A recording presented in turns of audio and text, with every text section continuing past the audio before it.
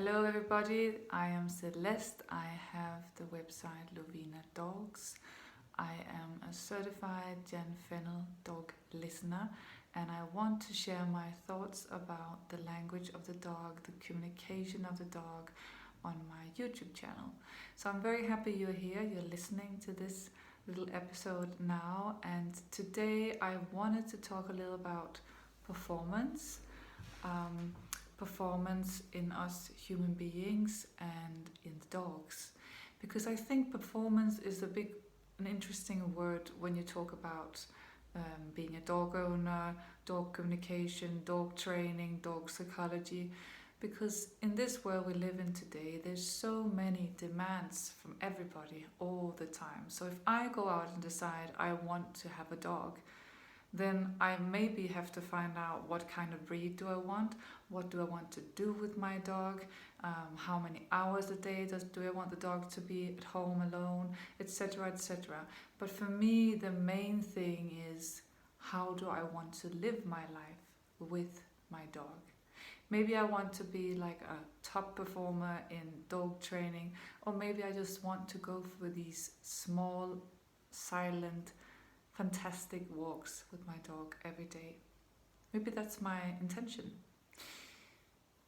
If we fast forward a little bit and I get my dog home, and what I think is that I have to do some dog training because I need to train my dog. I need to train my dog to be obedient. I need to train my dog to listen to me, come when I do the recall. But the fact is that we have to train ourselves, not the dogs. Because the dogs, they are so adaptable. They can adapt to every situation, and the dogs are looking for balance. So we don't have to train the dogs. We can enjoy ourselves with the dogs, but we have to train ourselves in speaking dog.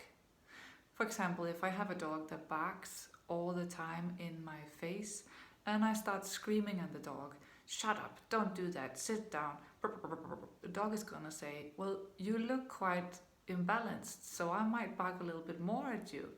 Instead of, if I just got up and removed myself from the situation into another room, maybe locked the door or maybe closed the door, and gave the dog a few seconds, it would stop barking.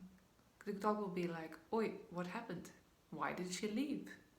I didn't get the attention I wanted when I wanted it." So instead of choosing to press against the dog and try to get it to shut up, you just leave the situation and you give the dog a time to think about it.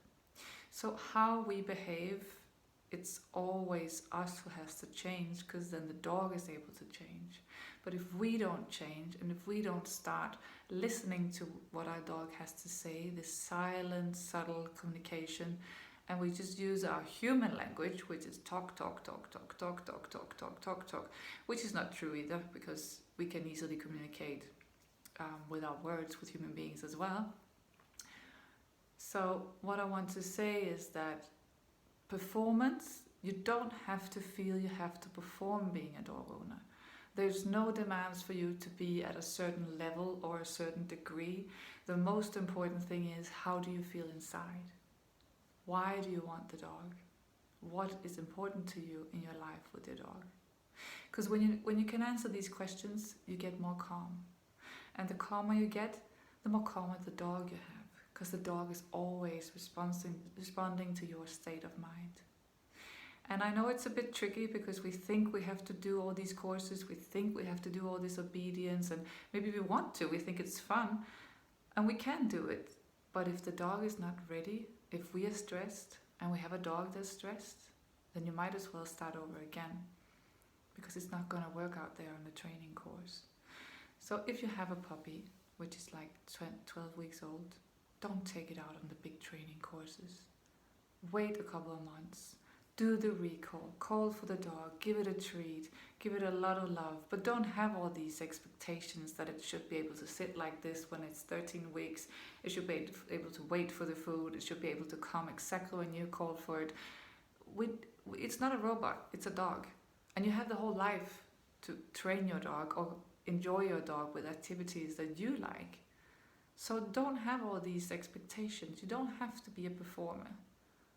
That's what I hear a lot when I go out in the dog world. I do this, I do that, and but my dog is still not obedient, it's still not listening to me. And I'm like, no, because you haven't built the foundation. You haven't built the platform. You're out here doing all these things, but you haven't built the trust at home.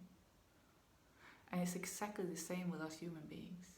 We try to think, and I do as well, I think that I can find the solutions out here all the time, instead of just looking to myself, my gut, my intuition.